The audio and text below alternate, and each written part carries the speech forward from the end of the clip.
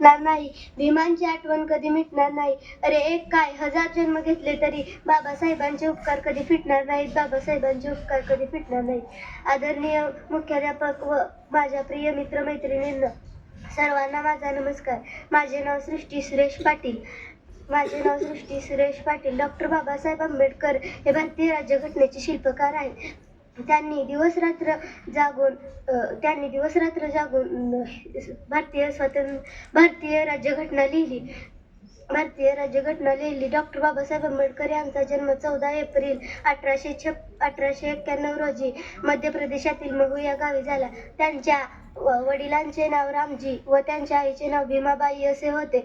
Doctor Babasaheb Ambedkar यांनी महाड येथील 14 तळे खुले करण्यासाठी फार मोठा संघर्ष केला. अशा या महान महामानवाचे महापरिनिर्वाण 6 डिसेंबर 1956 रोजी झाले. शेवटी एवढेच म्हणेन, करून जीवाचे रान दिला सर्वांना समानतेचा मान. अशी भीमरावांची शान ज्यांनी लिहिले संविधान. जय हिंद, जय भीम.